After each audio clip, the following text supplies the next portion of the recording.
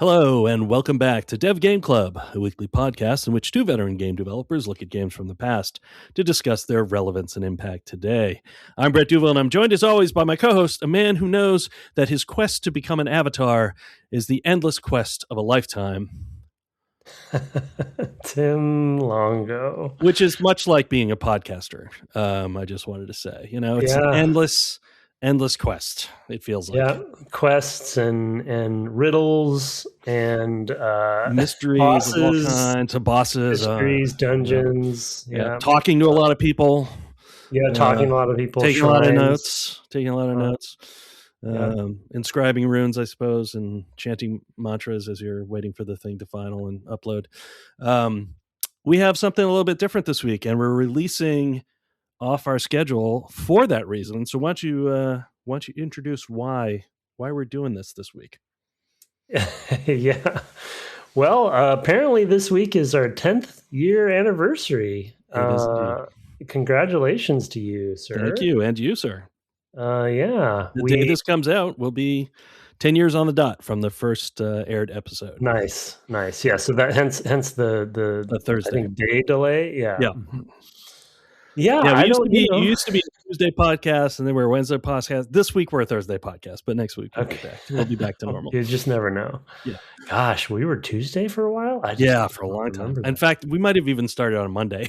I sort of remember us sort of slipping. You're like, well, okay, yeah, it makes sense. We'll still record Sundays, but then that'll leave us room, and then then we're like, oh no, okay, let's talk Monday nights. We'll record Tuesday, and now it's talk Tuesday, release Wednesday. Yeah. I mean, I have such, cloudy memory. As we started, by the way, June's barking outside, so I think that's appropriate for. Oh, that's absolutely as well. Yeah. She has lost her hearing, apparently, by the way, or most of her hearing. So that has changed her quite a bit. But she still barks. She still tells everyone what she has to say. Yeah. So 10 years of barking and 10 years of I just don't. I never would have thought.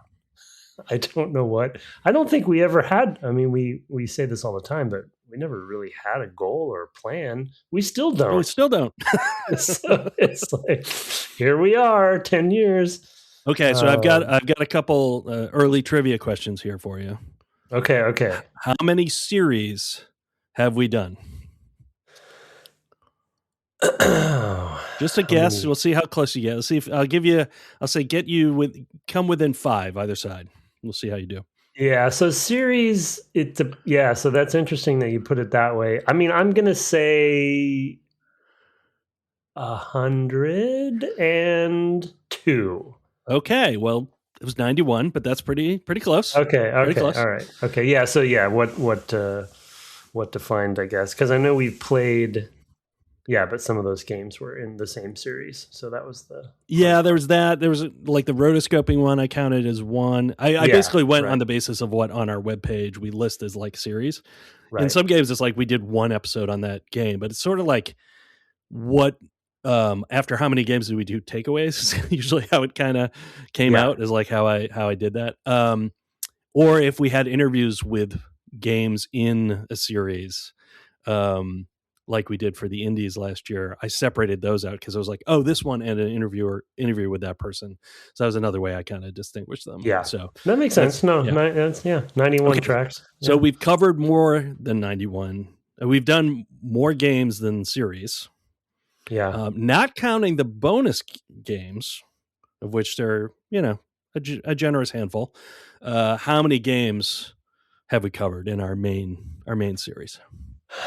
Yeah, so that's kind of where I was coming from. I mean, you were very close on that, actually. I could probably take that as your answer. I had it as 99 games. Okay, yeah, because there's that one of our community members started that that one. What's it called? That one game site that keeps track of. Oh, right. Yeah, my backlog or whatever it is. Backlog, yeah. Infinite backlog. Yeah. And so that's sort of the list that I was keeping track of, and I'm opening it now. Okay. Yeah. So we also there are some bonuses on there that I don't count because I was like, oh, we played The Evil Within because we played Resident Evil, or something like that. And I didn't consider those. And I don't have a separate trivia question about that because dredging that information up would be a lot harder. So I just ignored it. It's still off, plus or minus. So it's still an impressive number. It's funny that I hadn't, until that had come up, I hadn't even thought about like how many games we'd played for the series. We just kept going and played the logical ones, and or not even just mostly the logical ones, but sometimes ones that we just wanted to play. Like Trespasser was not logical. Correct. Yes. I did not put a game with most bugs in my trivia questions. Anyway, so this is that wouldn't. I'm not even sure that would be the game. Well, yeah. Technically, there's probably like one bug in that game, and it's just manifests itself 1,000 ways, or whatever. But no, that's not true. There's some definite logic bugs in that game. Level design logic bugs. All right, so I'm going to come back with other trivia. But yeah, we're doing a different kind of episode tonight. We're going to look back on the 10 years. We have some sections. I'll pop in with more trivia. But I kind of want to use it both mostly as a way to reflect both on ourselves, but also the cast itself, and then some of the interviews.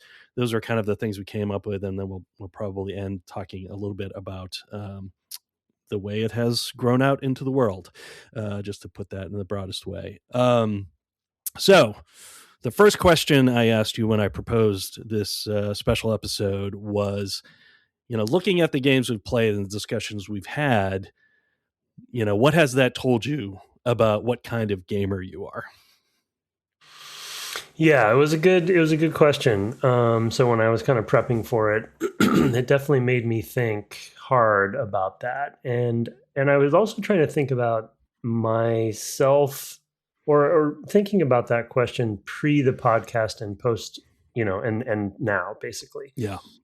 Because it's not something I would have thought about much beforehand. And did my taste change or what? Yeah, what changed? So that in the nature of, I think, the question.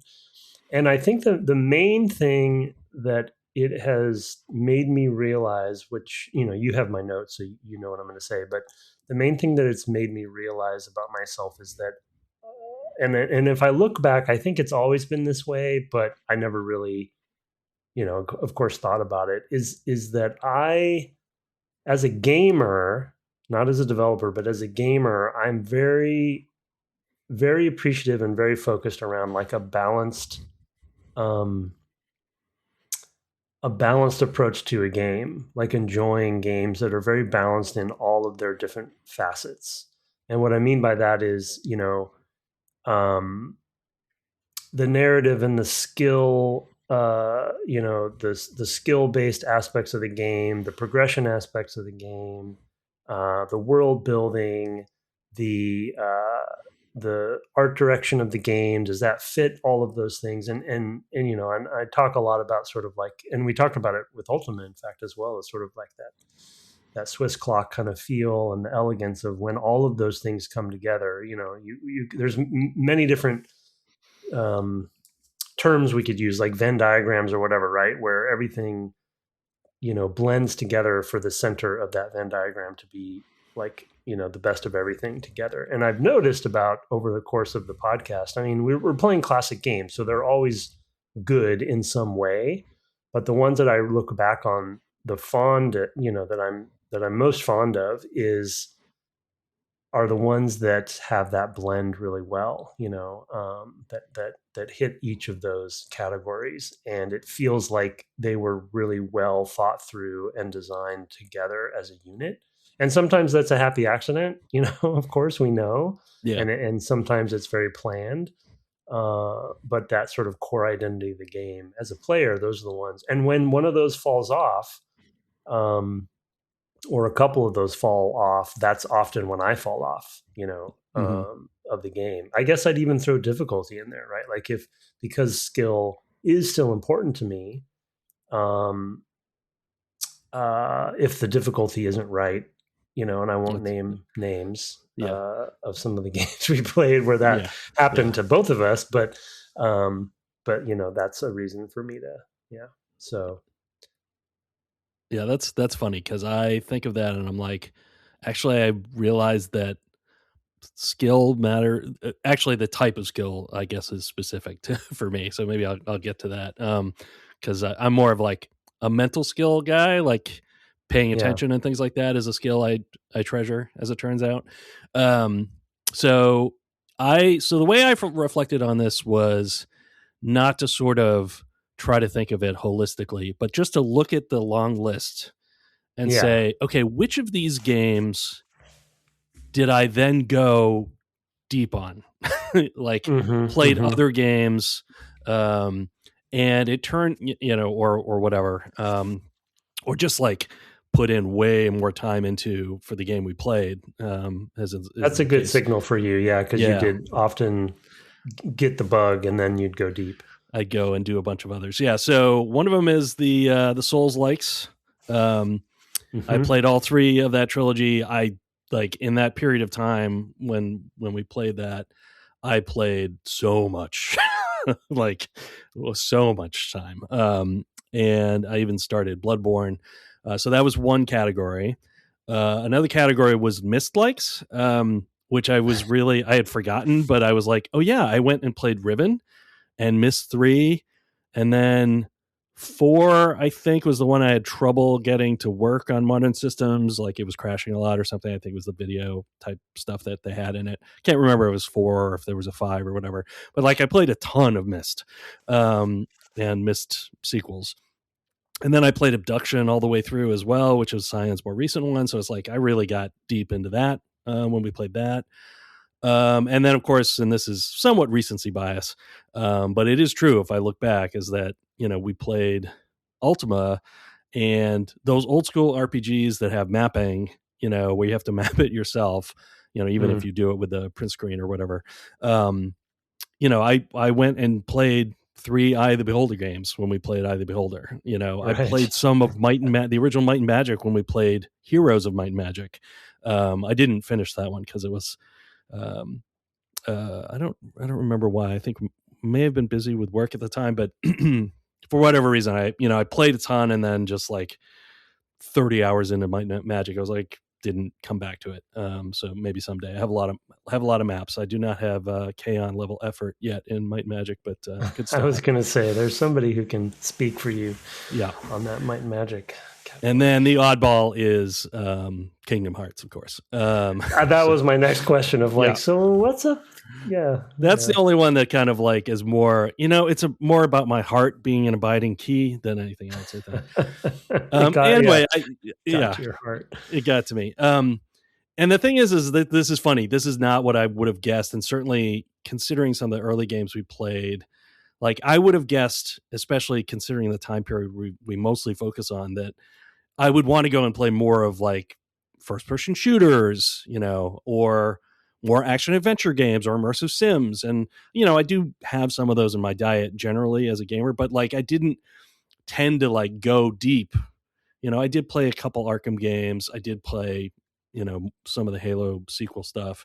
But I didn't go like really deep and feel like really drawn into it, like I did with those other games. So that was kind of, it's not really like a specific of like, oh, I like games that are like this. It's more like these games, for whatever reason, just have grabbed hold of me. And 20 years ago, 30 years ago, kind of in the time period that we, when we were starting out, these sorts of games that I played a ton of, in connection with the cast, were not the games I was playing from the period that we play. So it's just, it was interesting reflecting on that today. Yeah. And that's actually a good approach too, to kind of dissect it. Cause I did the same thing. I went to the site and kind of, tried to search the data banks to figure out that broad question, but to give some quick examples of the games that I listed that are related to my kind of like macro theme. Shadow of the Colossus is still one of my favorite games of all time. And that one, I mentioned world building specifically. And of course the narrative or the story is not that deep in that, but the sense of place and world building is there, right? But it's also there's skill and there's there's a lot, there's challenge and it does delicately balance all of those things. It's a good I think the package is for me the package is very balanced for the most part. Ultima Underworld, I'm just going to list some of these. We don't have to talk about them more deeply. Ocarina of Time was one I put on a list that I was surprised by because of all the Zelda games. It's one of the ones that I kind of missed, that I shouldn't have. And when we played it for the cast, I finally, finished it and got deeper into it and appreciated it even more. Now, all the Zeldas have a pretty holistic feel about them, but that one in particular, I felt like is still, I think, one of the best ones for me. Agreed. And then, of course, I'm doing a reverse order for my notes if you're looking at them, but I'm not. No, you don't have to cite me looking at your notes because I've got okay, good, good, because I'm gonna bounce around. But anyway, of course, Dark Souls for me too. I didn't go as deep in this series, although I am slowly working my way through it. I did finish 2 and started Bloodborne, but Dark Souls 1, I streamed that and did it in my particular way, but that was definitely one of the ones that'll come back up in this discussion, as everyone knows and jokes about. But then, the obvious one that's maybe a little bit recency biased, but I don't think so. I think it really hits on all cylinders in my balance was Portal, of course. Just sort of like the perfect package for me. Absolutely. And especially, as we talked about it being the perfect length as well, like to do all of that and still be just like a perfect tiny, like it's like a Fabergé egg. It's just like it's not going to take up your whole living room, but it's perfect. That's another good one for sure. Is there any more that you want to comment on in terms of what type of gamer you are, or any surprises? I am surprised not to have a lot of first person stuff in that. Although, I mean, Ultima Underworld, because I think of you as being, you've had some involvement with that in the past, let's say. So that would be one thing I'm kind of surprised, or when I saw your notes earlier, was surprised about, because we played like Deus Ex, and Thief and things like that. And that's a good point. The funny thing about first-person shooters specifically, and I actually would probably throw in the traditional third-person action into this statement as well, is that from what do I want to say? Like, I mean, I guess, first-person, that's why Portal, I think, is the one that hits me the hardest there as far as, like, the first-person perspective is probably my favorite perspective. But those games... what I've realized over time, and the podcast has helped me with this as well, is that those games have become a pretty prescribed approach to both skill and presentation and kind of how it all kind of. So it's hard, Ultima Underworld is on the list. I think Deus Ex is usually on my top 5, top 10 list, but from a skill perspective, it's not as much, it's not as much there. It's a first-person shooter, and I mean, I think of them as more immersive sims than first-person shooters in those cases. Yeah. So I don't know. It's like as far as a modern example, Dishonored is a better made game, right? Yeah, or Prey. More finely tuned. Prey. Oh yeah, of course. I forgot all about Prey. Prey is one of those games. Yeah. Prey, even though we didn't play it for the podcast, Prey would. We played it as a bonus. Yeah. Oh, we did. Yeah. Oh, okay. I forgot. Yeah. Was it for System Shock? What did we play as a bonus for? We played it. Oh God. I'd have to go look, but never mind. We did play it as a bonus for something. Okay. Yeah. And then Thief. Might have been Thief or Deus Ex. Would have been Deus Ex. Yeah, I don't remember. It's because that one goes back a ways. So that's a good example. Prey would be another one that fits all, that has all of the balance of all of these aspects done really well. So yeah, that's cool. Okay, all right. Well, then back to a little trivia. Okay. What was the earliest game we played?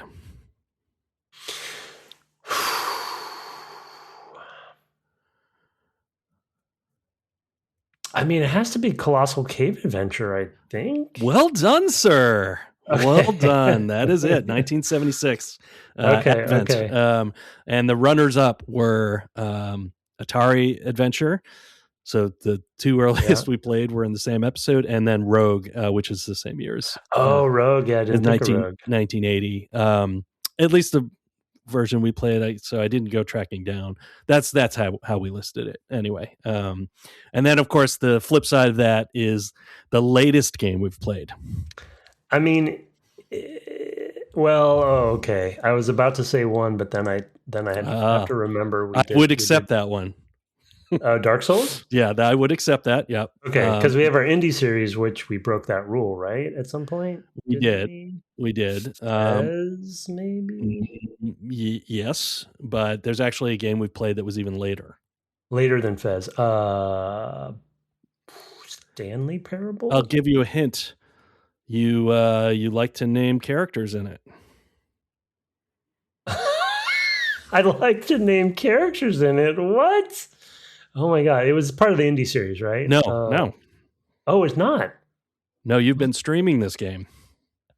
Oh, Dwarf Fortress? Yeah, I mean, technically, we played some early versions, but we also played like the Steam release. Yeah. So that one's pretty. So on a technicality, I mean, that one's really hard to say because like we played something from whatever, 20 whatever, but we played a stream of it, right? I mean, a stream of different versions. Yeah, right. Yeah. That one's hard to nail down, but that's pretty recent. Yeah, and I am still streaming it. Yeah. The funny thing is when I was looking back at our list and trying to refresh my memory, I forgot that I think the main reason we chose that one was because of the ASCII, right?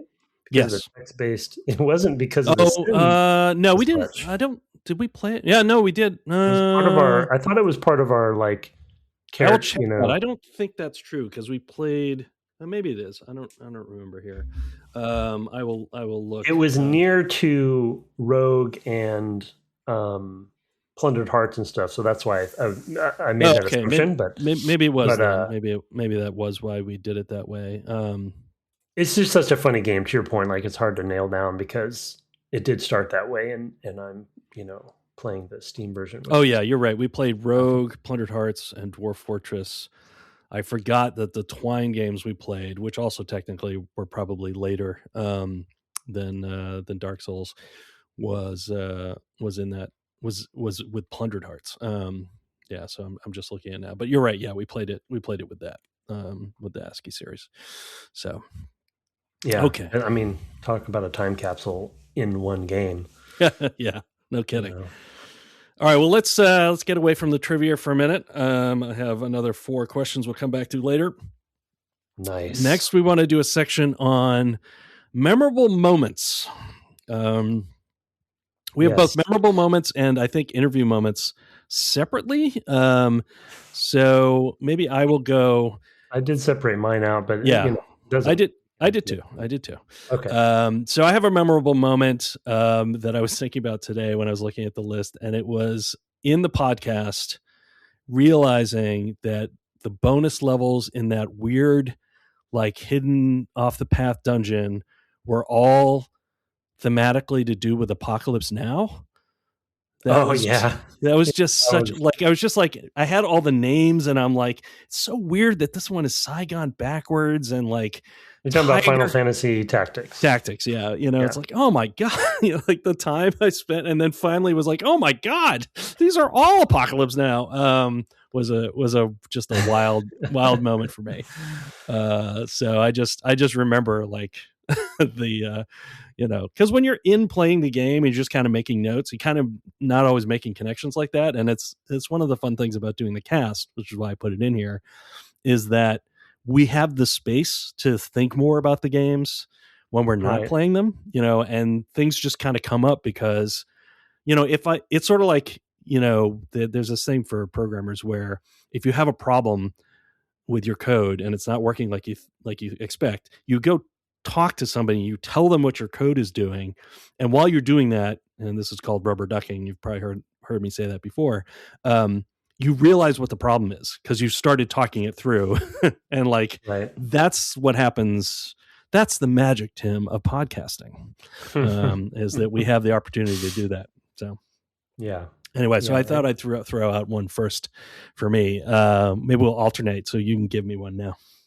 Yeah, and I think a lot of mine are going to be pretty obvious. And my memory is so bad that as far as like very specific moments in, when we were playing a game that I was like, what the heck?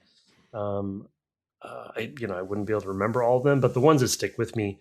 So in no particular order, I do like a game that generally was more memorable and a big surprise to me, but I'll pick a specific, kind of section of it that I was like, what the heck, was Shenmue. Shenmue is still weirdly a game that I think about a lot still today. Yeah. And I'm having a lot of trouble figuring out why.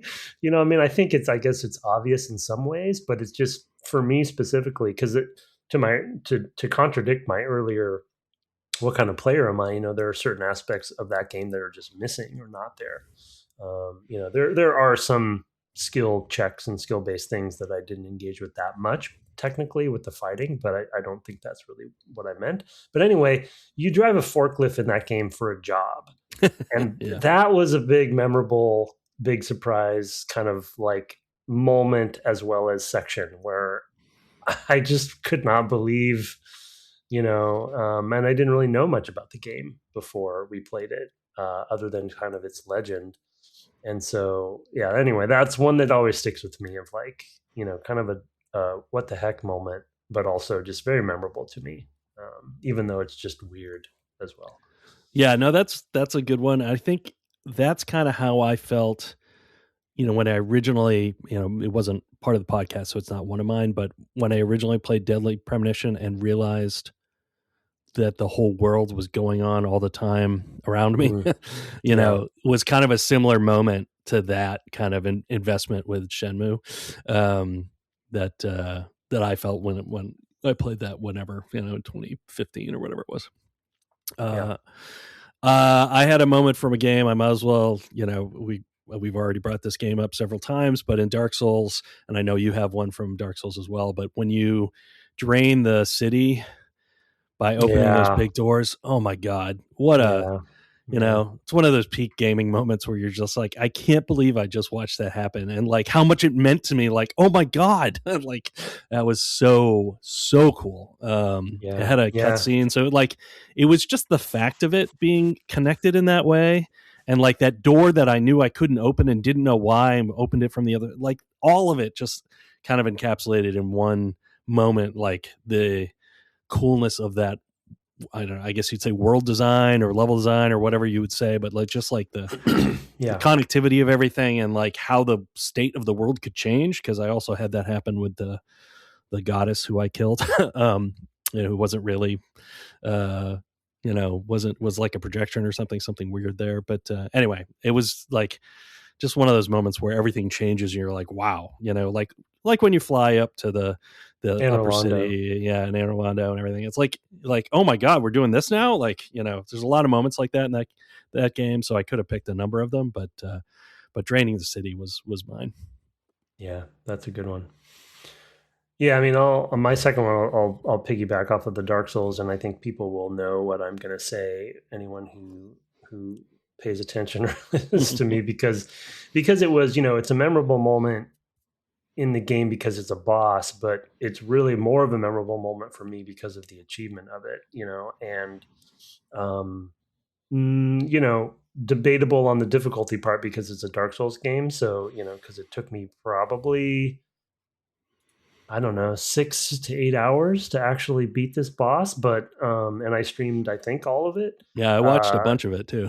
yeah, and I just, it's one of those you beat your head against the wall, and I did it with a starting weapon, which isn't a bad weapon. It's just that boss, Artorias, is what I'm talking about, is hard, in my opinion, hard to do when you're playing it with a short range weapon. But I did it with the bandit's knife, and I will never forget beating that boss until I, for the rest of my life. I mean, I'm serious. Like, and I know it sounds dramatic, and I bet I'm exaggerating, but I don't think I am. because I think there were some elements to it too. Because Tim will be on his deathbed and he'll say, "Bring me a butter knife." Yeah. I just want to remember. Yeah, I think serious. Like and I think going back to my original my answer to your question about what kind of gamer am I, at that point you'd done so much in that game, and like you said, there's been a lot of big memorable moments, and Artorias is part of the DLC, I believe. Mm-hmm. And so there was this sort of like extension of the world, right? And this kind of like, I think he's even alluded to at times in some of the he definitely is, yeah, the lore, and there's stuff about like him going mad or whatever, right? He's such a melancholic figure throughout the game, and then you get to actually go and oof.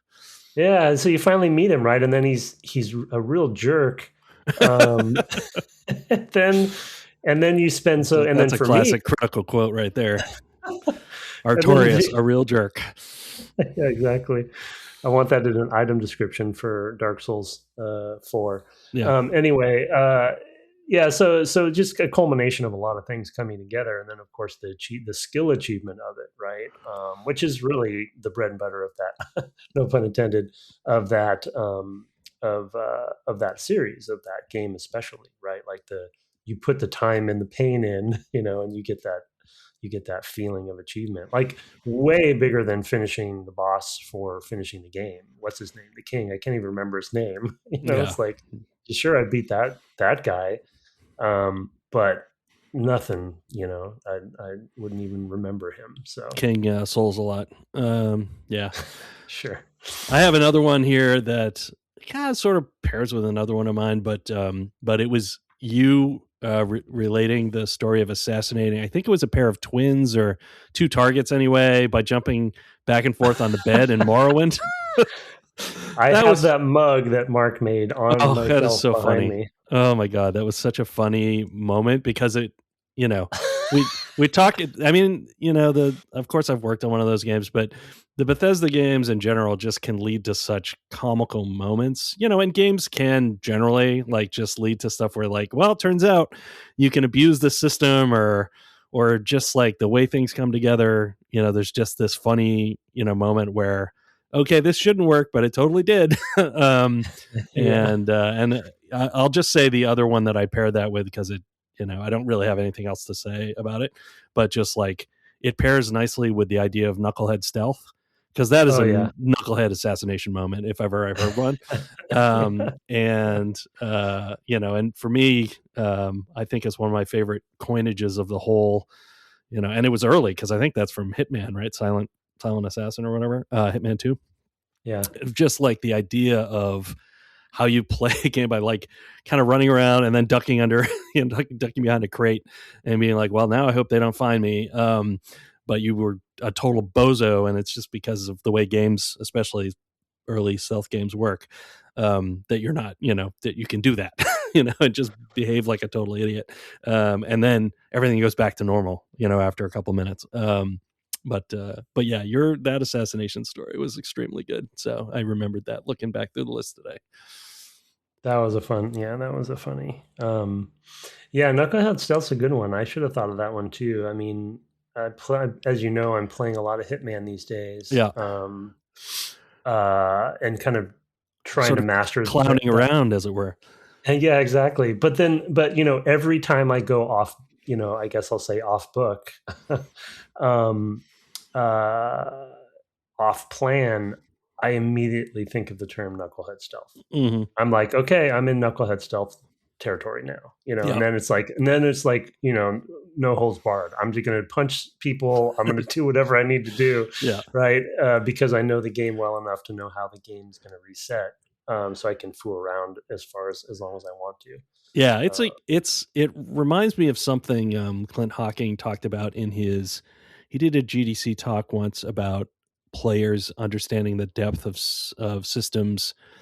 And he had an example from one of the Splinter Cells, probably two, where somebody knew exactly what a guard was going to do and how they were going to react and what the voice line was going to be to set up what was effectively an extremely funny pratfall, because he goes, he examines the door, he says the line. Well, I don't remember the line, but it just was like, you can do these things in these games, like the assassination, like the knucklehead stealth, like you playing in Hitman, the World of Assassination or whatever now, where you understand the systems pretty deeply and you can use that, to your advantage, even against the sort of purpose of the game, so you're like just kind of breaking the game in a way, because what's going to happen, how you'll recover and all that. So, anyway. Yeah. I mean, I had just a little bit of a bragging moment to that on a recent example in Hitman. And I guess a little bit related to the podcast because we played Hitman too, but, it was a memory. And we, as a bonus, played the Hitman. That's true. That's true. Yeah. But it was not a notorious moment, but it was I made a plan. This might work. I was streaming it, so it is out there, and I needed something to happen. And because I knew this could work, and then it did, and I didn't stand up and cheer, but inside I was like, I felt like I could, that I was cheering inside because it was like, oh, I need to separate this AI from the target. I threw a screwdriver behind him just at the right time. It distracted him, and it, kind of cheesed out the pathing a little bit, and then it was just enough to get the target and not the person following him. So it was just, Oh, you love that stuff. Yeah. It was great. Yeah. When you're like, I know exactly how this AI will snag on this other system. It's one of those joys. It's when you find a game you love, and you can do those things. That is a gaming moment. In and of itself. Spelunky. Like a Spelunky. Oh my God. Spelunky is the, generates Far Cry 2, they said was the chaos generator or whatever. But Spelunky has that in spades. Yeah. Go to some others of yours. I'll do a combo of two as well, because they're quick and they're very obvious but they were both very memorable for me. And I had a little bit of like warning, but to your credit for Fez, you did a good job at not spoiling it for me, which was important, because I knew something was coming, but I was like, I couldn't even imagine what it would be. And I'm talking about, of course, when you kind of finish the game first, and then you're going to go into the real, toward the real ending. I guess spoilers? Should I say it? I guess I have to say spoilers. Why not? Yeah, skip ahead 30 seconds or a minute. You don't want this spoiled for Fez, yeah. And it's similar to Symphony of the Night, because there's a similar what the heck moment there too, where the context for the whole world changes. And both of those games totally blindsided me. I was like, I did not see it coming. So with Fez, it's going first person, and you were kind of alluding to, there's a thing that happens after you finish it the first time. And I was like, trying not to, like, I didn't want to overdo it. Yeah. And I was like, and if not, let alone the sequence before you get to that moment, because that's the sort of like psychedelic kind of section, the 2001 section, I'll call it. And then with Symphony of the Night, of course, a very similar thing when the world, turns upside down. Yeah. And so, video games, it's just those are two great moments where, and they're going to be memorable for me because it's like they plays upon your expectations. Yeah. And with Symphony of the Night, it wasn't even just, and again, this is a very obvious one. Everyone's like, yeah, duh. You're like 30 years late to the party on this one, or 25 or whatever. And I get it, but it wasn't just like a moment. It was like, no, the rest of the game is going to be like this. The whole level design had to accommodate this. Yeah. It's just like, of course that's a classic game, because they took risks like that. So Yeah. I mean, absolutely. I mean, whenever you discover that something is a whole new way to look at the whole game. Yeah. Those are huge moments, and in a way, like, that's kind of the flip of Dark Souls, which has like lots of like, moments throughout that are like about the connectivity and things like that. These are like here is this one thing, this one connection you didn't know was there. And it's revealed at a great moment, at the end of Fez, for example, or, I guess basically midway, in Castlevania. And that's like, I guess it's 30 years. What is it, 90? I don't want to say, because now I'm like, what year was that? I feel like it was 90s, but 97 I think it was more like 98 5? or something. Yeah, it's sort of late in PS1. Almost. Anyway, okay, I have one more. It's not related to a specific game. I guess it was with a game series, but it is getting Tim to sing his Metal Gear things. Brother. I mean, I also had the snake style in that whole thing. I mean, for people who haven't been listening for a long time, I used to do these singing reviews, and Tim was always like, "This is his thing. This, whatever." And I, for whatever reason, I just kind of stopped doing them, and we stopped getting as many, and I even had a couple that I was holding back, but I wrote a fake email with my name anagrammed, with lyrics that I had half written and half was written. I was streaming at the time, and so like my, I know Calamity was in there, and others, and we came up with some rhymes and stuff to go along with my favorite things, and got Tim to sing that on the podcast. And at the end, he's like, "Are you there?" I was laughing so hard at my computer I couldn't turn on the mic because I didn't want him to know. Oh my God, just top tier. And that is on my personal YouTube channel. So if anybody wants to hunt that down, it's out there. Isolated with a bunch of clips from Metal Gear games. It really goes together well. Nice. Yeah, it comes up from time to time still. Yeah. And so I think it's appropriate. And that was master class as far as like tricking me into it. Like I had no idea. I mean, please, like, Tim, for Snake. Yeah. It was appropriate too. Yeah, for sure. Yeah. Well, you gotcha. Holy cow. Yeah. That was a good one. Yeah. I had forgotten, or I didn't know that you'd written it on stream with some of the folks too. That makes it even better. I finished it off myself, but we were just kind of riffing, Yeah.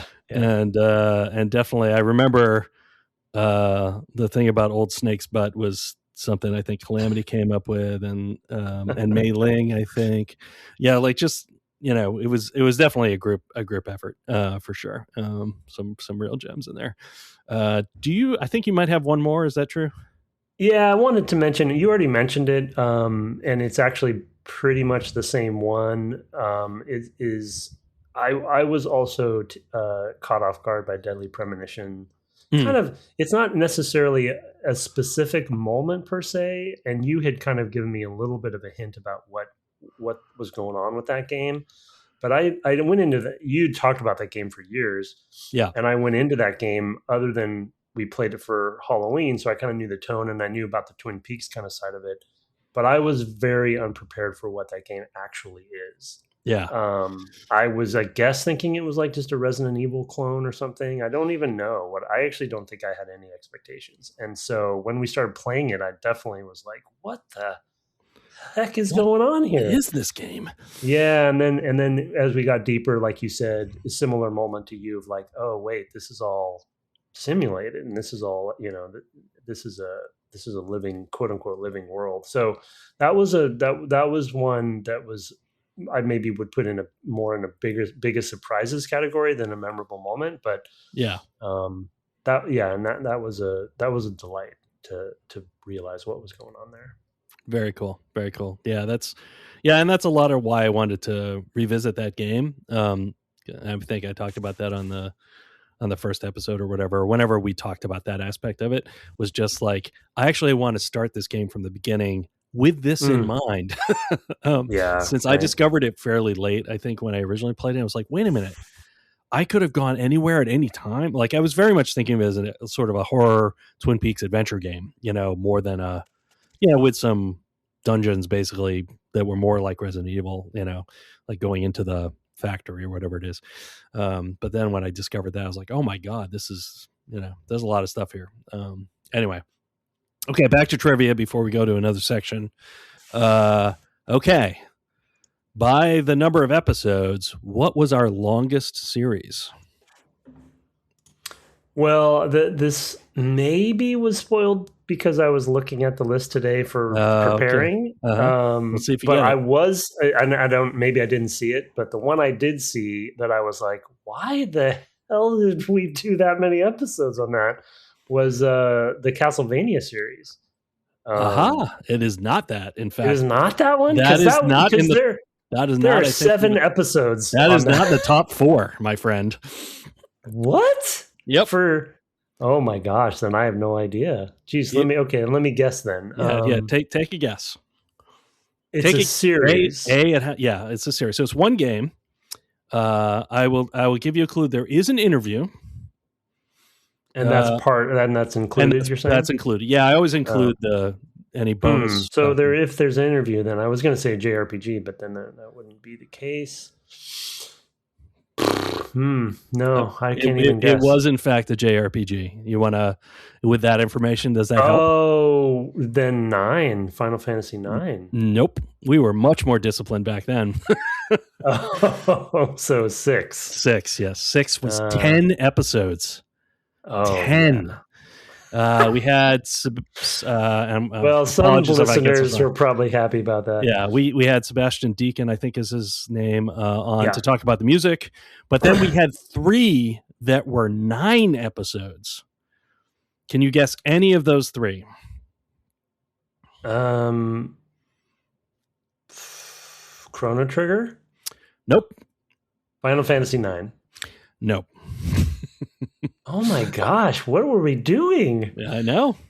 It was early on, so anything that's really early is like 4 or 5 episodes. We were really like, this is our format. We're going to try to stick to a month, basically, a game, So those early ones, no.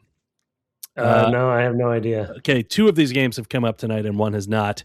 So the 3 that had 9, at least for me checking, and I think I got them all, but Legend of Zelda Ocarina of Time was 9. Interesting. 8 episodes on the game, and then we had Lanny Lum on. Right.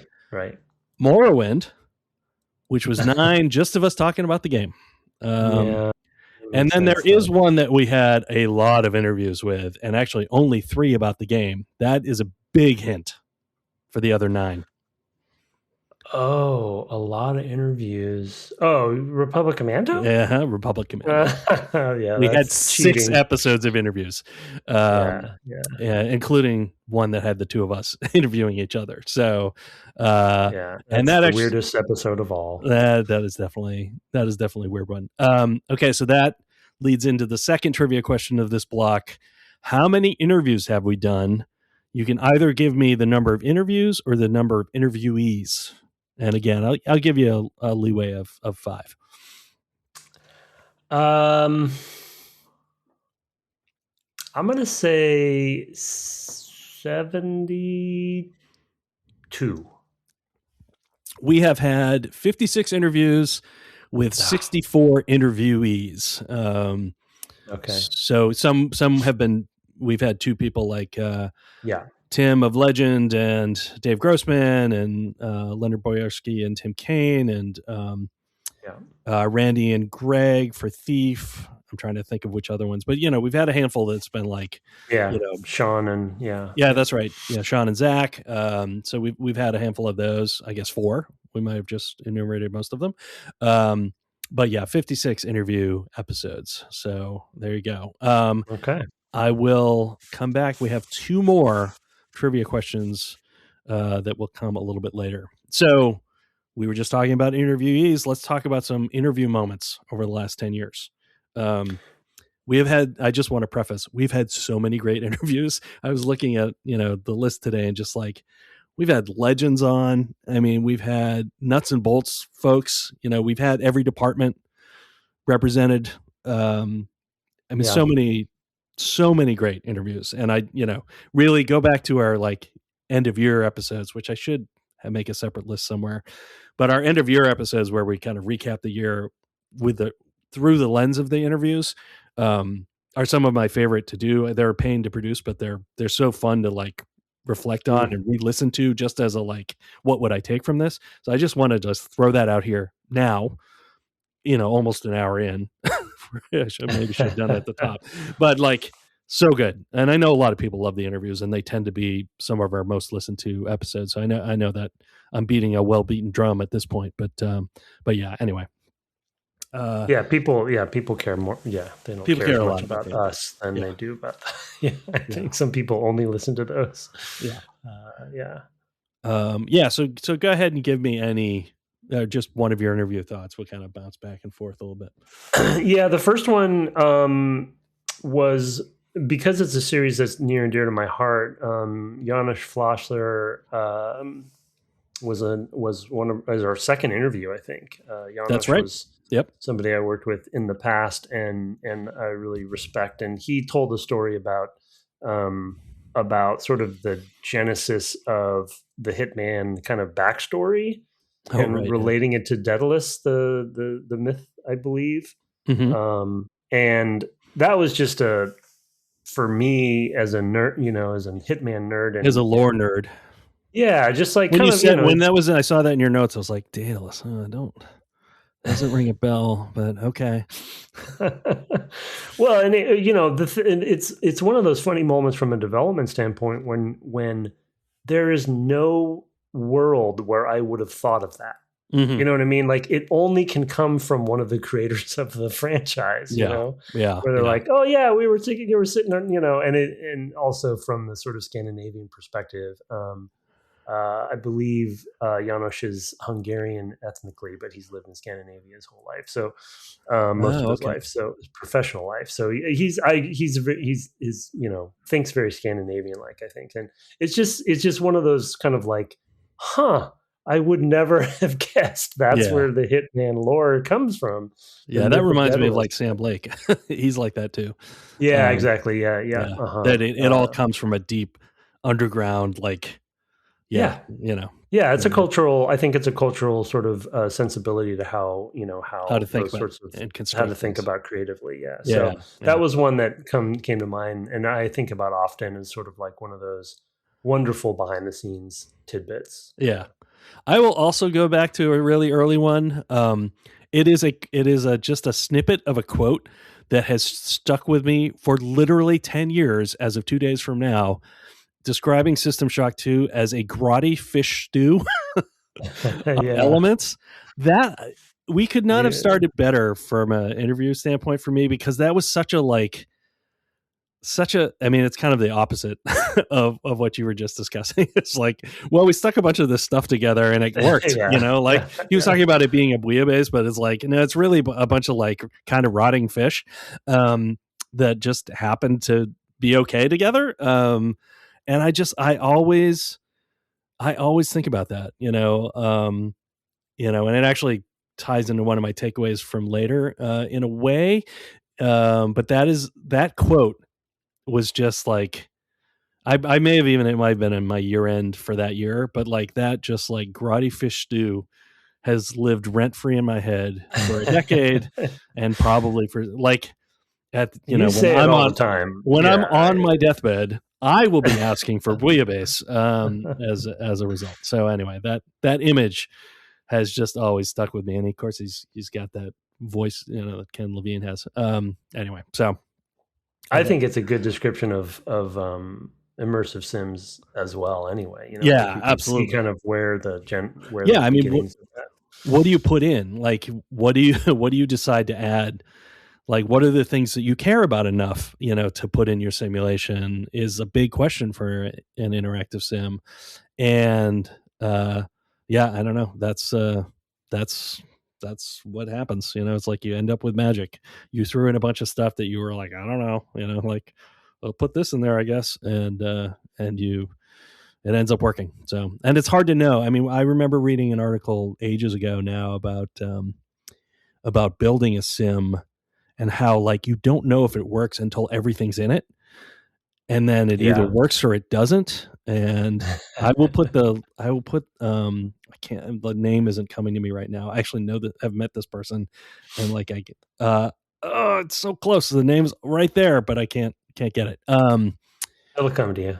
It'll come to me. And he wrote an article about that, or maybe even a series of articles about it for, I think, Skulls of the Shogun, which was a sort of simulated 2D strategy game for maybe the Xbox Live era. And he talks about that. And, and that's and it's some of the magic of game making, especially early on, where it's just like we're cramming everything in as fast as we can, et cetera. Anyway, so that was one of mine. The next two are pretty quick. The next one I'll combo with two different very similar stories, and they were really just like, the reason they're memorable to me is that as a developer, they were good reminders about the fragility and chaos of game development, and how even some of the classic games, have stories like that, interesting stories, weird stories, hard stories, and so Tim Kaine and Leonard Boyarsky and Julian Gollop both had a similar story to those games, Fallout and XCOM, both flying under the radar, but then also coming in hot and and kind of like they both had, those games are so beloved and were so, genre forming, but then the reality of actually the creation of them is so different than what you think, and it's just those two, illustrations that they both shared with us on those for those phases of those developed games, always stuck with me, because it's a good reminder to me as a developer about that, it's like, from chaos and all of those sorts of phrases we could use, but I wanted to, those are the ones two that stuck to mind that were almost identical stories. They told. Yeah, that's a great one. And I think we may have even referred to that in our sort of, after talking about one of them, we probably talked about how Republic Commando was kind of incubated in that way, like trying to stay under the radar for exactly that reason, that's kind of where sometimes the magic happens. But it also it points out one of the things that you always say or said, especially back at that time, was the player doesn't care about how you got to what you have. They only care about what's in the box, or on the screen or whatever. I won't choose your analogy or choose your representation, but basically, like, there are tons of stories about how it got to be the way it is. It doesn't matter. If it doesn't feel good, it doesn't feel good. It doesn't matter that it feels better than it did.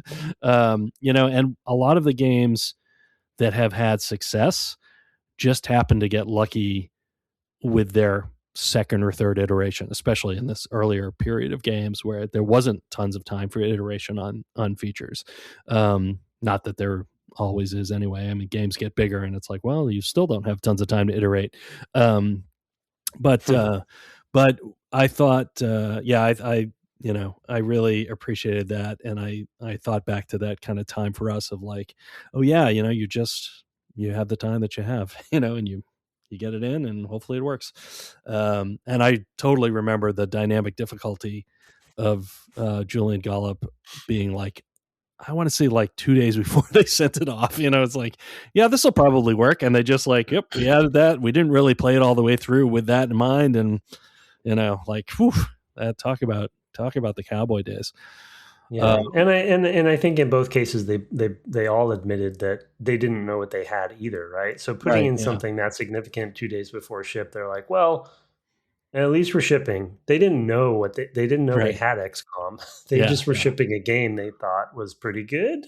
Yeah, and willing to take the risk. Nobody ever really knows. Yeah, so I want to offer a different example. So in the case of Starfighter, we added the ability, like on the last day of alpha, to allow the player to play the levels with a bunch of different ships. I don't know if you remember this, but like you could sub in I don't know, I want to say like the Sith fighter. I don't remember what it's called, but like there's a dark Sith fighter thing, and a bunch of other ships that you could be like, if you had a cheat code, or maybe it was something that we enabled, maybe it was a reward, I don't remember, but like you could go in and it's like, now I'm just going to play it with this other ship that plays differently or plays a little differently. And we put that in and it was still like 6 weeks to 3 months out from actual gold. And we were at the time, I remember getting a lot of, let's just say feedback from Andrew Carmsey about that, because I went in and did it. I was like, what we could do is we could just like store this little bit of information. And when we load the player ship, just load this different player ship, which of course could totally change the memory. I mean, it's a PS2, a very memory constrained system for us. I would just, just play the game with a different ship. And how he was not particularly happy about that. But Darren liked it, so it stayed. So, yeah. I don't remember that, though. Oh, yeah. It was it was a total thing. I don't even remember we had an X-Wing, I think, in there as well, that you could play the game with an X-Wing, maybe. Or play levels with an X-Wing. I had, speaking of Star Wars, Defeating Darth Vader by Darren Johnson and Reed. So this is Reed and Darren were QA. Co-QA with you at the time, I think. Maybe Reed moved into... That was pre-me, actually. Yeah. I know this game was pre you, but this was... No, we all did work together. Yeah. Yeah, okay, that's what I thought. But for TIE Fighter, which is another maybe year one game that we played, the story of Darren figuring out that if you were really good, you could chip away at Darth Vader's health and... discovering, I mean, we referenced that the infamous Lord British death when we talked about Ultima. Yeah. And this was basically that, but somebody in QA found it, which is honestly the people who play your game the best. They work for you. They're called your QA department. They will probably be among the best in the world. LucasArts was I mean, they invested in it, and the department did it itself, and all kudos to them. It was a world-class, I mean, literally other studios came to LucasArts to say, how do you do QA? Because of how good our QA department was. And we were really fortunate. We were really fortunate. And that was a great example of that sort of thing, and nowadays I think QA is generally quite good. So, but at the time it really stood out, especially with LucasArts being very committed to not having what we discussed last week, A-bugs, which are stop progression bugs of any kind, logical or crash or whatever. But it was great to hear a story of like, turns out if you're really, really good at the game, you can do this. Moment from Darren was fantastic. And I've remembered that ever since, because I didn't know that back in the day. So sometimes even when we interview people again that we've known for 30 years, we are learning things. And that was a great example for me. So. Yeah, there was always a competitive streak in QA when we were all there, and it's sort of like finding the weirdest bugs or the hardest bugs or the most bugs or whatever. I'm sure that's in every QA department, but that was a legend. I know when I entered, he had already done that by the time I had entered the QA department, and you always heard, rumors of it, right? Yeah. Yeah. I think you might have one more. Yeah, the only last one I have that we don't even probably need to talk much about. It was pretty recent, but I had to mention it. Oh yeah, of course. Was Kim Swift's story about pitching Portal to Valve. Yeah. As students, right? As 20-year-olds. Yeah, right. Just coming on whatever 21 or whatever they were. I mean, just I guess they weren't technically pitching Portal. They were pitching Narbacular Drop. Yeah, that became Portal. But that story that she told was, that's another sort of like side of the coin for me of like how games are shipped, and then also how games are pitched, and how do they get, how do they come to be? How do they get the green light? Yeah, green lights and all that, and there's been so many different versions of that for us over the years. But that particular one, one of the most legendary games of all times, and how it got greenlit, and in a weird company that does its own thing. It's so as young developers just getting going. Yeah, so definitely listen to that one. It was, I think, in our end of the year recap this year too. So yes, it was. Yeah, it was pretty recent. But yeah, for sure.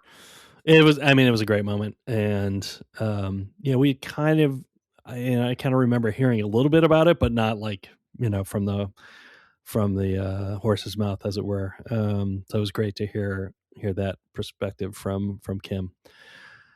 Okay, we've come to the last trivia block. Okay. This is so the question one. What is the game with the most mentions on the podcast? Oh, come on. Am I going to be surprised by this? I'm just putting it out there. Well, I mean, I'm going to say Dark Souls. That's okay. Yes. Yeah. I really only put that in there. I actually don't know.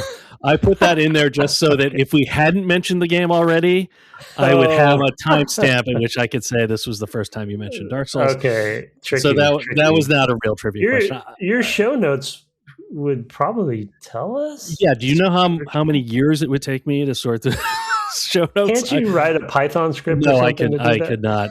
I could not do okay. that. I don't actually have all of them like just in text format, so I'd have to actually copy them. You'd have to. I'd have to extract them, and I don't have them all. I mean, because I've done it on different machines over the years, and I didn't have Dropbox in the first several years or whatever. So I don't have them all. Somebody's going to use the thing that will not be named and do it that way. Yeah, please don't. I don't want to know that we've been training that, but of course we have. Anyway, the actual trivia, the only remaining trivia question is: how many community episodes have there been? Oh, that's a great question. Yeah, that's our next section. That's why I thought I would put it. Yeah, there's more than people realize. I think I want to say there's like 10 or 12, maybe. No, maybe not that many. Oh, that's a good guess. It's funny that you're saying maybe not that many. It's been 15, Tim. Oh, wow. Good job, everybody. Good job. Yeah. That's great. That's amazing. Thanks to all those. In fact, as we go into the community section, I'll actually start with that. We have 15 episodes, in the early days, before I stopped worrying about such things. I would rerun interviews, in weeks that we were off for whatever reason. I mean, the famous helicopter trip. I don't think I was doing them anymore, but early on there were weeks where it's like, yeah, we just haven't got our act together. It was our first year or two doing it, and we're like, we're not ready yet to do our next game for whatever reason, vacations and whatnot. And I would rerun episodes. I actually had forgotten, but I went and looked on the actual feed, and I was like, oh yeah, we reran the Ken Levine one. We reran the Janusz one as well. But in the last couple of years, maybe 3 years, we have had episodes from the community interviewing each other, talking about streaming, talking about games, having a game club episode, from the community, as I recall. I didn't go look at all of them in particular, but it was all of that stuff. And that was, it is nice to be able to take a break in that way. And, nowadays I'd probably, if we didn't have something to run, I'd be like, okay, no episode this week. And, it's fine and no big deal. But it is really nice to be able to just be like, you know what, we're taking 3 weeks off in December after Portal, and we're covered. And that's really wonderful. So thanks to everyone who brings that together, in particular for 13 of them, I guess 12 of them, Biostats and Calamity Nolan. So I'll throw that out as one of my community things to talk about. Yeah, good segue. Yeah, those are amazing, and it is nice to have that support. We, as we said many times, we don't, there's no ads, we don't have a Patreon, we don't get paid or do any, so that's kind of a nice way for the community to support us in a different way, I guess you could say. This is all on our, this is a side thing. Yeah. So my first, not even a side hustle. It's just a side. Yeah. We don't even get anything from it. That's why I didn't say hustle. Yeah. My first one is going to be fairly obvious, but for anyone who knows what's going on in the community, but I have to mention the Minecraft server, which we played Minecraft for the podcast. And that's the kind of game where you can barely scratch the surface when you play the way we play. So we got the basics in there. but for Minecraft to really be done justice, you really kind of needed a server to pop up. And so Brett, I think, has been graciously still paying for that, which I'm happy to take it over anytime you want. I'm sure even community members might. But Lost Lake and Moors and Kaon and others, Mysteries Mr. Dip and his daughter, I haven't been in as much as I would really like, but we have done like raids together that they have set up. That was fun. There's a lot of content I would never see in that game that I have seen because of the community, as well as like the things you can make. Crazy. Yeah. Oh my gosh. Yeah. And they're doing some of the higher end, more complicated stuff. There's a whole rail system. People are all over. Moors is mapping the whole world. Yeah. It's a gigantic map of the world. Yeah. With catwalks and everything. And then you go look at my humble, like deep hole in the ground. You're like, wow, Brett really likes to dig, and he puts stairs everywhere. That guy is weird. Yeah. It's like seeing the eras of history in a civilization game. That's right. You and I are like still smacking rocks together, and then they're off there building spaceships. It's farming diamonds or whatever. Anyway, so that and as a quick anecdote for that one specifically, like I enjoyed the Minecraft movie more because of that community, server and community time, because we did a raid of the Woodland Mansion. I forget whatever it is now. Yeah, the Woodland thing that we did as a kind of a raid as a community event. And I didn't even know what those were before we did that. And then I watched the movie afterwards, and that's a whole big plot point and scene in the movie. And I'm like, I know what that is. I know what that is. It's not a movie I'm going to see, but it was good. It was fun. It was really funny. Yeah. Anyway. So we're not a movie podcast. I'm far too snobby for us to do a movie. Oh my gosh. No, don't. I would never do a movie podcast with you. Yeah. I will do one that I know we have shared. And then I'll throw back to you, and we can talk about this together. But obviously the big one is the Defeating Games for Charity event. It is wonderful to see a community come together around shared values, I'll say, I guess, in terms of, preserving games. I mean, it benefits the Video Game History Foundation, and has, I guess, for 3 years. We just had it about a month ago. It is if you had said in 2016, a bunch of people who listen to you talk every week are going to get together and stream to raise money for this thing that, undergirds kind of the values of, broadly speaking, of what you do, I would have said, come on, us, where you mean more than just our family members are listening to this. But they have not even my family members. Yeah, I was going to say my family. Yeah, mine either. But I just was like, it's just kind of astonishing that I have another one that's somewhat related, but it's. I figured I'd throw this one in there because the other one is just kind of a broad thing, but specifically that. And I know it's in your list too, so I thought I'd throw over to you. Yeah, I'll piggyback off that. Yeah, and there's It's a great event. It's like you said, it's great to see the community members taking ownership and leadership. I went to their sort of debrief this year for the third year, one that just happened. And one of the things that I, shared with them that I was happily kind of thinking about and surprised by this year was this sense of it kind of taking on a life of its own. And this thought that, maybe Defeating Games for Charity is something that is bigger than the podcast and should live on, right? And become its own thing. And it's at that caliber, I'd say, right? The organization and time they put into it, and how smooth it is, and how fun it is. And I look forward this year that just passed, that we just did it. I was really looking forward to it. It's a grueling weekend if you want to watch everything. But because there's a lot of streaming happening. But it's just a really amazing event, and I still am flabbergasted that it came, from this podcast initially. But again, I think that in a few years, like, the tides will, what is it, the tables will turn, yes, tables will turn, yeah, tables will turn, tides will shift, yeah. Tides will shift, yeah. So but yeah, that's a great example of how the community surprise, and also just heartfelt thank you for taking things into your own hands, so to speak, for good cause.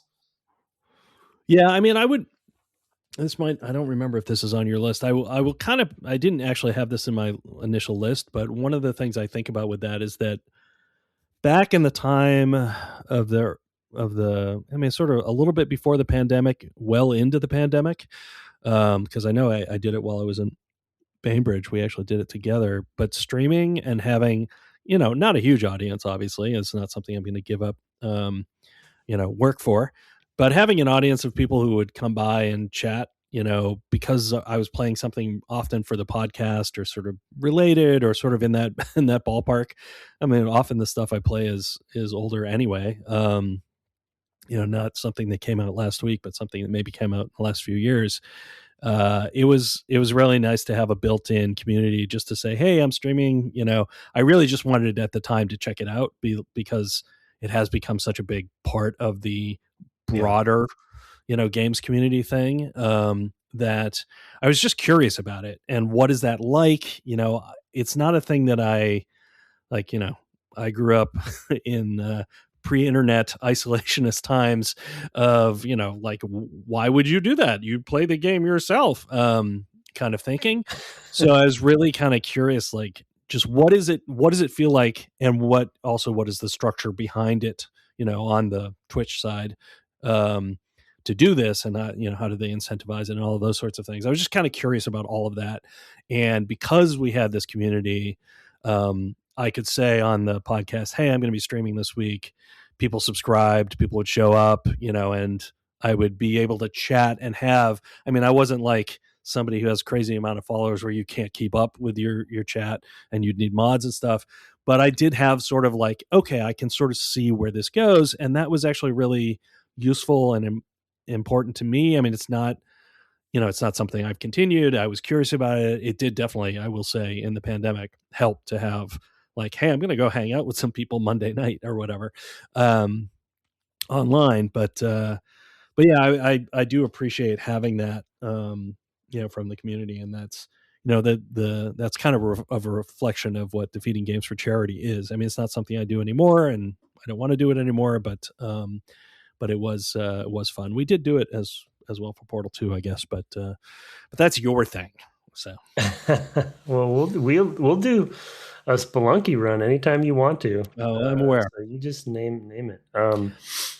Yeah, that was on my list too. Okay. You were the first one to take the plunge and kind of introduce me to what it was, and for similar reasons, I think both of us were like, "What is this? We should know about this because of our business, etc." But it was really the community around the podcast that got me into it as well, and encouraged me, and then still do, and still teach me how to be better at it, right? And come and watch, and no matter how many viewers I have on, also not large, but it's always engaging. It's always fun. I didn't really think I would enjoy it as much as I do, because also, like Brett said, I'm old, and like, why would you do this kind of mentality? Get off my lawn. And so it's been it's been fun to see familiar faces, or familiar people in chat, and interact with them and get to know them, right? I mean, it's if you do it semi consistently and similar people come, you get to know these people through streaming, even in chat. So it's been that was a big surprise for me, and it did really come from the community encouragement, and sometimes prodding to do it. So I'm happy I did. It's a commitment, and to be honest, like, there's a lot of people in the community that stream very often, And I wish I had more time to watch everybody, because every night somebody in the community is streaming. And there's, they're, all of them have their own thing they're doing, and, their own personalities and their own stream identities and stuff. And that's really cool to see. And it often relates to, games we've played on the podcast. So there's even, not that they're streaming for the podcast, but there's like-mindedness there as yeah. well. So yeah. My final sort of broad spectrum thing is it's something I talk about when we talk about making games, but I guess it turned out to also be true of making podcasts, which is just this humility of people coming to listen to your thing. But then, there were things that we like streaming that we were not super into, or invested in doing ourselves. So I remember early on somebody was like, well, you should have a subreddit. And I was like, geez, I don't know if I want to. I was like, again, get off my lawn. But also Discord, like I reserve the Dev Game Club Discord and username. It's what I actually use for the community run Discord, et cetera. And we just didn't do those things. And they just took the ball and ran with it. And that's really, it's really, I mean, it really touches me that people are that invested and want to sort of spend time with other people who like what we do. And I felt that about making games. And I've talked about that many times on the podcast about how just like, what that feels like, and how humbling that is. But it's also true, it turns out in making a podcast.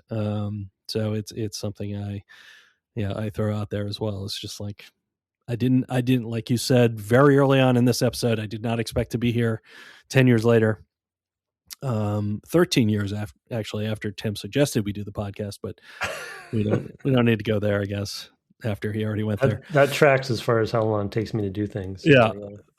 Anyway, so it's I just want to thank folks in that regard. I'm glad that you self-organized, because it was not something it's just not a natural thing for me to do. And I appreciate that you've all done it. So yeah, and it's a welcoming community. I agree with you. Yeah, and I think that's probably a good place to end that section for sure. Would you say you're standing at the shrine of humility right now? I am meditating. I am meditating at the shrine of humility, and I have the mantra, but I can't tell you because spoilers. So right. Yeah, no, totally. Yeah, I totally agree. It's been a humbling journey to get here. And still, I think we both enjoy it, and I guess to some degree. I mean, I would do it if nobody was listening. Like, it's an organized way for us to talk. Literally, yeah, that's exactly what I was about to say. It's like, I think that if it wasn't so much work for Brett to do, we would just we would always be talking about it. But it's given us a structure, because we would always talk about games. Yeah, you were talking about Reed and Darren recently, and Andrew, you've mentioned all three of them on this, but I play games with them weekly. Unfortunately, for time zone reasons, you're not there. But yeah, it's hard for me. We do talk about games together and talk about what we're playing and whatever. Everybody does, right? You have your own communities of this, but never in a structured way. I've learned so much from this podcast as a game developer coming up on my own milestone, and I still am learning, so it's like, at the very least, it's helping me, and helping hopefully others hone their craft or be excited to get into the business. I know we have a lot of new developers or people who want to get into development. We have an email that's actually been waiting a while that somebody who started listening almost 10 years ago is talking about how their first game is out on Steam or is, that's so cool. So we'll read that soon. So sorry for, I don't have that in front of me, but for whoever sent that in, it's coming. But that happens. We have that happen every once in a while. We were just playing, I don't know if you got to, but I played a Kyle and Errors game. He's I've started. I haven't gotten deep, but it's amazing. Yeah, it's a crazy game. So that happens. We hear about that every couple of years or so. We might hear about another person who is either as a hobbyist or just, or maybe even in trying to engage in a career in game development. And part of what motivated them was us. So that's another humbling aspect. Yeah, and I'm learning from the community all the time too, not just from playing these games and talking about them on the podcast, but from the Discord, right? Because there's a lot of good discussion there too. So yeah. All right. Did you have anything else from the community angle? No. I think that's a good place to. Yeah. All right. In that case, we will go to takeaways. I will start. A podcast a week is a lot, Tim. Yeah. That's a lot of podcasts. To be honest, I didn't think we'd last. So I was like, let's try a week and then, we'll just quit after a month. Well, I can't imagine coming and talking about, the games we play have so much to them that I can't imagine being like, let's do it once a month and have an hour podcast about one game, and it's like all of these games, some of them took, as it turns out, 10 or 9 episodes. But there's so much in the games that you can talk about. I also just look back and I'm kind of astonished that we've managed, sure, we've had occasional gaps wherever. There was one year we were going to have a 6-month gap or whatever it takes you to walk that way. And then we didn't because thanks COVID. But anyway, it's a huge body of work, as it turns out. This is, it's episode 462, sort of episode 463 or 4, because of some numbering choices I made early on that were bad. And then, and then we've got 15 from the community as well on top of that. So we're at 480, we're getting close to 500. And it's just wow, that's a lot of stuff. I didn't add up the minutes either. It's another thing I could have done. But if you figure, an hour and 15 minutes on average, that is, you can do that math, but that's well over 500 hours of podcasting that we've done, which is that's a lot of our voices, Tim.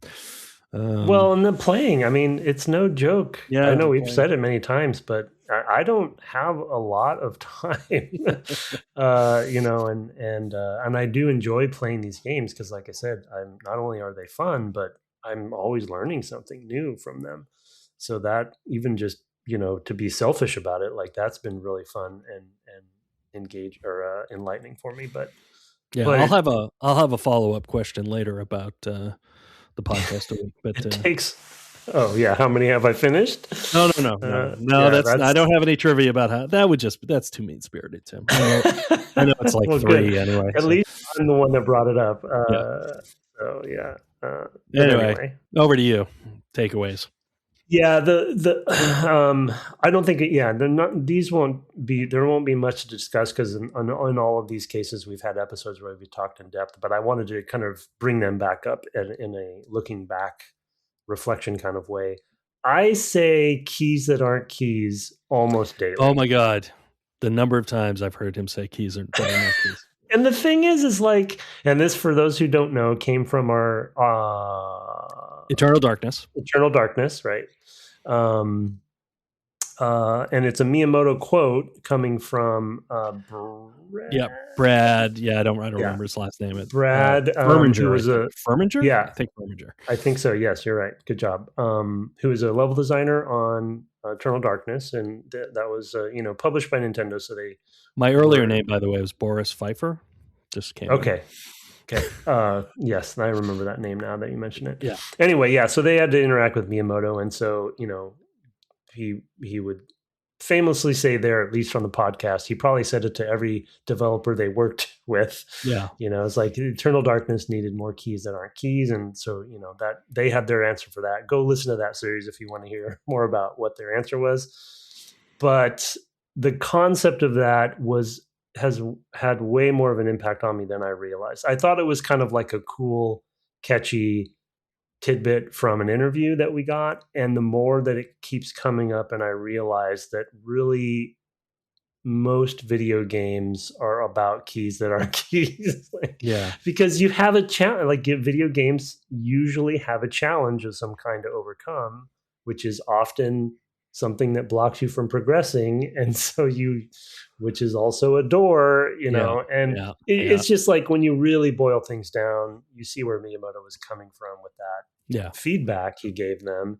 And it just applies so many times in my daily life. I was thinking last week, I think you said it's all, these are all basically fetch quests. I was like, wow, yeah, I guess they are, but it's the same kind of concept, of like, the skinning around that concept makes a big difference, in terms of like, we say fetch quests often, but like, that's literally every RPG is like, you go to this place, you talk to a person, you go to this other place, right? I mean, it's like, that's the mechanic, right? And this is another one that's kind of in the same way.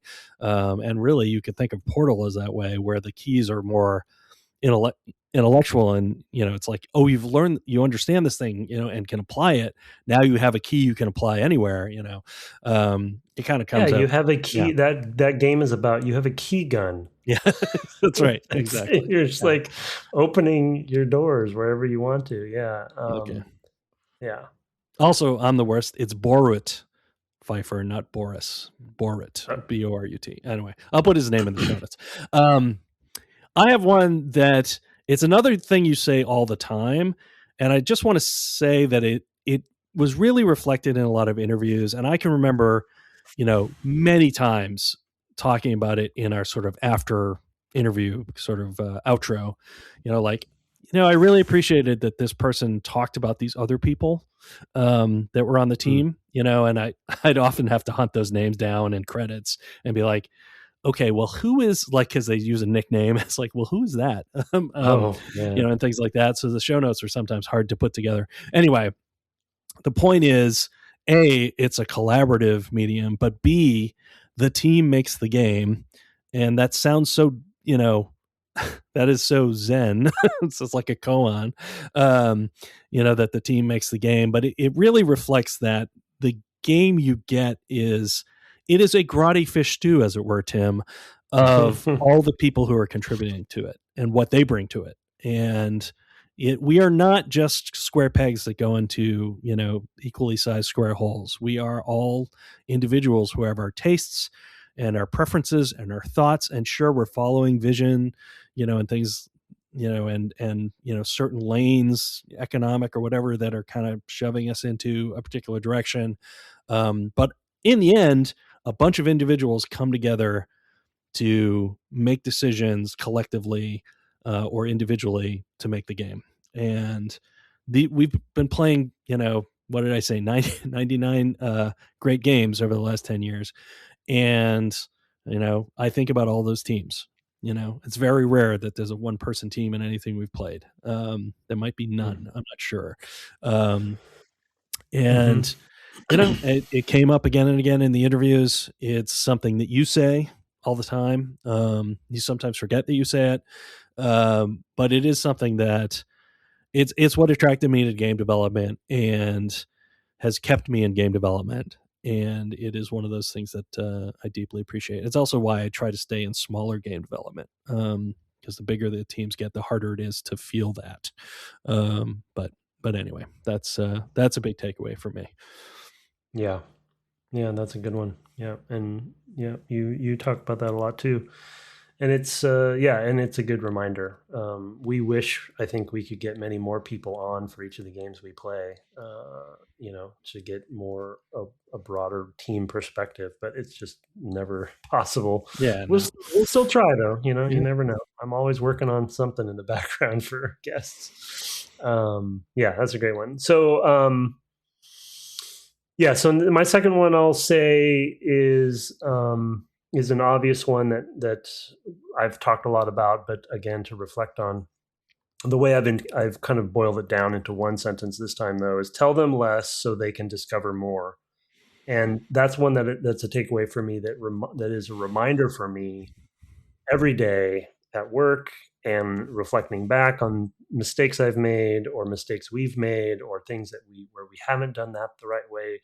But then, even to your original question at the top of the show, what kind of gamer am I? And I've realized that, the games that are much more handholdy are the ones that I start to bounce off of more quickly these days. Yeah. And I think the podcast actually has had a big impact on that. And of course, Dark Souls is the example I would bring up here, but there's many other ones that we've played where, I would even put Shadow of Colossus in there too.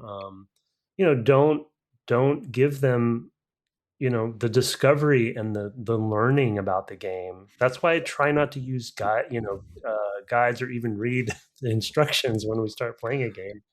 Yeah, sometimes to your detriment, but yeah. To my detriment for sure. Yeah. So yeah, tell them less so they can discover more. And I think the discovery over the course of the 10 years, the discovery aspect of these classic games has been an unexpected joy for me that I'm really trying to think hard about as a takeaway day to day now. Yeah. What is the right balance of that? And there's some franchise. I won't poke on any franchises, but there's some franchises that you and I and our friend group discuss and debate a lot, where I think that they just don't abide by this enough, and that's why I personally bounce off of them so much. Yeah. And so it's just interesting to think about that. And I'm glad that games like the Souls games have had such success in the light in light of embracing this goal. Yeah, and I really like the formulation, because a lot of the times the way we've put this is like trust the player, but yeah, this is another good way to think of it, to allow them to discover more, because games that have a lot to offer, if you point I can remember watching videos of like getting achievements for taking 3 steps in Doom or whatever, like, congratulations, you figured out how to move forward, and a pop-up and all that stuff, as a kind of a gag. But there's also a certain hit, that doesn't become a gag because there isn't any truth to it. So it's definitely something to to keep in mind. I guess my last one is the importance of constraints. I mean, yeah, we talk about it all the time, and I don't want to belabor it. But we just played a game from 1985, and the technical constraints, and the limits of what a team can do in the time they had, that's actually a big theme of Portal as well, and our interviews there, and then subsequent discussions a little bit about Portal 2 as well. Because of course they had a lot fewer constraints in a way. Anyway, the whatever limits there were on the team, they're just so important and are so foundational to creating something really good. We talked about the Faberge egg earlier. If it were, could be as big as a room, it wouldn't be all that impressive, would it? It's because it's so tiny and perfect that it's wonderful. And those constraints are really important to any work of art, and particular games. Ideally, there are constraints you choose yourselves, or at least constraints you really reflect on a lot as your creator when you're doing them, when you're making your game, because, if your constraint is you only have this much time and you kind of don't think about that until it's too late, then you haven't really taken that constraint into account, and it probably hurts your game, etc. So I don't know. It comes out all the time.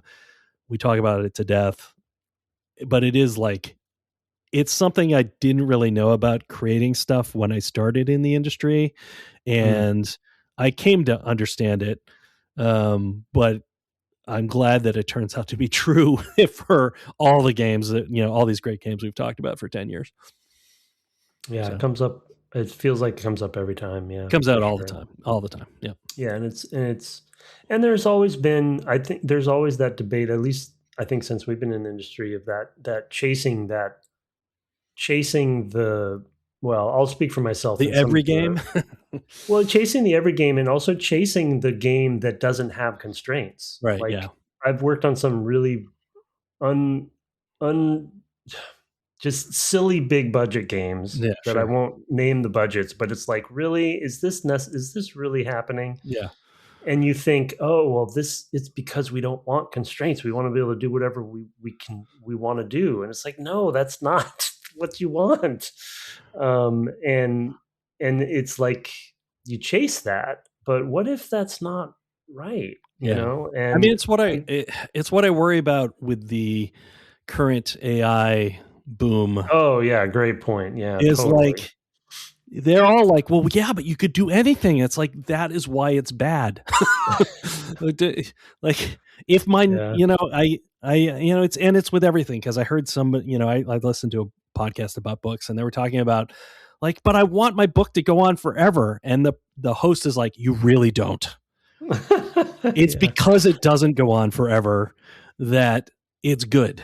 It would be terrible if it went on forever. Like, and it happens in film too, right? Like we talked about, I mean, again, there's certain franchises that I also won't name. Sure, it's like when the constraints were there and very clear and they made hard decisions, the movies were better, and then they were much better. They didn't have constraints. Absolutely, were not as good. Yeah. I mean, it is always true. And people think what they want is, I just want a thing to keep giving me the thing I like. It's like, you are gonna get so bored. In a way, our creativity reflects our mortality, and constraints are really important to that. This, I think it's I'm really far afield now, but Marcus Aurelius talks about how a man has two lives. The first one begins when he's born, and the second one begins the day he learns he's going to die. Yeah. And that's what constraints are in creativity. It's the same thing. You're going to have to ship this thing. And the sooner you realize that and are aware of it and what that means, the better. So, own it. You own that, own that limitation of and choose one if you don't have one. I mean, there's so many products out there that never came out because they didn't constrain themselves. We know about some of those, and we won't talk about those either, but that's not what this podcast is about. Yeah. So my last one is don't make assumptions about what the player, what they want the game to do for them. And I have very specific. I know exactly. Yep. you might know where. So my very specific one, and this one came up. The reason I put this as my last one, and I use them daily, probably, as much to Brett's chagrin. But this one happened to me just last week when I was playing a game I won't name for fun. And the example that my revelation, that is silly that it had to be a revelation I should have known a long time ago, was during Ocarina of Time, if that's what you're guessing at. It was, yep. Is it the hearts? The hearts, yep. The hearts. And I think the community, actually, right? We got a mail about I didn't come up with that. That somebody mentioned it was a community. Either in email or in Discord, I think it was in the email, I think going back to the community and its impact on the podcast was, they're like, hey, dummy, the reason that's like that is for this reason, etc. And it's like, when we were doing Ocarina, I was confused about why they didn't just give you the heart after you beat a boss or a dungeon, or whatever. It's like, I want that heart. And then, the revelation of like, no, give that choice to the player, because some players don't want the heart. They want to play the game with one heart. And I was like, mind blown. I was like, holy cow, you're right. That's amazing. That's brilliant. Don't give them. And so just the anecdote was, I was playing a game I won't name that's sort of a looter shooter kind of, MMO-y kind of game with our group last week. And we were leaving the sort of headquarters area, and there was a box there where you replenish your gear. And one of the group said, why don't they just auto replenish your gear for you? Like, why do I want to have to go to this box and replenish my gear? And I didn't say anything, but I immediately thought to myself, everyone's like, yeah, they should just give you all the stuff. Why do you need, but then I thought to myself, no, I don't think that's right. I think some players may want to leave the HQ without taking all the stuff in the box, so comes up all the time. Yeah, no, it's a good one. I mean, those are both about player agency, both of those last two of yours. I'm much more about the creators, because screw the players, but no, I'm kidding. Mostly. But yeah, for sure. All right, well, I think that's our takeaways. I do have one question for you here at the end. Okay. And that is, how much longer do you want to do this, Tim? Wait, are we like calling it here? Is this on air? Are we gonna No, I thought about doing that, but I couldn't do that to you. That would be wow. that would not have been epic. kind. That would be epic. It would have been definitely. I would have like put the mic down. I would have dropped it right here on my desk. I don't know. I'm definitely, I mean, I'll be fully transparent with the listeners and with you. Like, I think we're probably both feeling it. Yeah. That's why. That's why I almost had the mic drop moment. Yeah. Yeah. I think it's been a long road. It's definitely a lot of work, and there's all the obvious reasons why we would stop.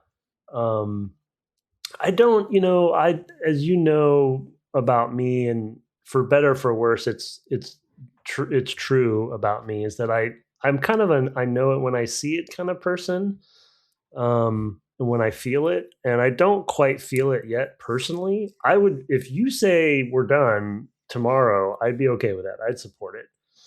But if you're asking me specifically, I don't feel, my gut isn't telling me we're done yet, but I don't think we're going to go another 10 years. Okay. You know what I mean? Yeah. So, all right. Well, I have an email, and then I have another question for you.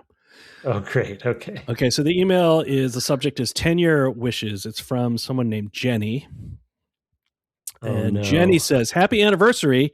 Here's to 10 years of Tim saying, quote, sorry, I can't fill in the blank. I have to play for the podcast. Hooray. Love you guys. XO. From Jenny. Oh man, this episode's full of surprises for me. Thank you. Yeah, you're welcome. And so I have a follow-up question, which is, Tim, how much longer do you want to do this podcast? I did, by the way. I did text her to say, this is what I'm going to do now that you sent in this email. Because I knew she wouldn't listen. Certainly not. We're almost 2 hours in. Yeah. Jenny, by the way, is Tim's wife, for those who are just joining us. Yeah. Well, maybe I should go ask her this question. How much longer are we doing this? Yeah. I mean, she knows that, that it brings us a lot of joy, and that we're proud of it, right? And unexpectedly proud of it, I think, for me. And it's like, wow, this is actually a thing. So yeah, I don't know. Like, we're in a weird place in lots of ways right now, right? Sure. So I think there's a lot of unknowns, and this is another one of them. I mean, I guess I also am a believer, because I love TV.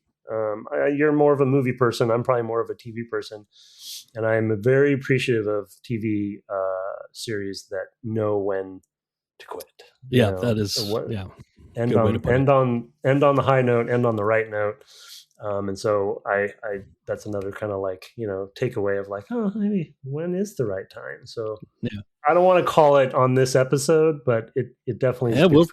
But we'll see if there's one next week. So you never know. You never know. Anyway, that is I'll go talk to Jenny about that. Go talk to Jenny about that. That is our 10-year retrospective. We didn't do one that is for the hosts, but I want to thank you for however many hours this is of good conversation and discussion. You also get most of the interviews. I'm not good at that. I'm terrible at actually sending people email or reaching out. However I do, you get almost all of them. But I've appreciated so mumuch having this time. Like I said earlier, like I would do this just to talk with you every week, and the structure kind of really helps us actually do it, because this sort of thing is the sort of thing that would fall apart if you're like, let's talk every week. That would work for 6 months, and then, you'd never talk again about the games or whatever. So I just want to thank you for, all of these years. I learned so much in conversation with you. I certainly come with my own thoughts, but like when we're discussing, I'll all the time be like, I never thought of it that way, or whatever, because we each come with our own lens, and likewise. I've appreciated that. So, yeah, same. Me getting teary-eyed about things, but don't make me cry. But yeah, I appreciate you too. Thank you for doing this. And you do a lot of work, by the way, and I try to thank you, but I don't thank you enough. You thank me plenty. Yeah, everybody knows. Fine. Just so everybody knows. Yeah, I mean, I might do some of the stuff like interviews and stuff, but as far as the production goes, it's all Brett. So. Yeah, thank you for that, but also thank you for the conversations I also learn a lot from you. So it's definitely mutual. And I didn't think of this before when you asked me the question, but the maybe my final comment will be too that I don't think we would have kept going without the community, to be honest. Like, even getting emails, like, even in the early days, we had some repeat folks and and we thanks for the reviews, and we got that chocolate that one time. More chocolate, please. Just gonna throw that out there. Yeah, there were some good there were good gift boxes. Yeah. So I mean, when you know there's people out there that that they're getting something from it, it helps keep fuel us as well. So thank you to the community for that support. But yeah, thanks to you, Brett. It's been quite a 10 years. And you too, Tim. Well, I'll do my traditional outro stuff now before I get teary-eyed, like that would happen. You can shoot us reviews. We love them. We have lots of email in addition to the one that Jenny just sent to devgameclub@gmail.com. We're on the web at devgameclub.com, where all sorts of information for this episode I pulled from. It's all there. You can find it. And if you want to go run a Python script to pull out what game we actually have mentioned the most, please be my guest. My co-host here at Twitch is at twitch.tv/ Tim Longo Jr. with a JR at the end, but not this week. Yeah, well, mostly it'll be after. It would have been after anyway, but mostly I just include that so you can say Tim Longo Jr. with the JR at the end every week. Right. We have mentioned it several times, but we have a community-run Discord. There's a link for that in the show notes. Our intro and outro music was written and performed by Kirk Hamilton, commissioned by friend of the cast, Aaron Evers, and our logo, merch store, the Discord, lots of stuff, all by Mark Garcia. Have fun looking back on a decade this week, and good night. Good night.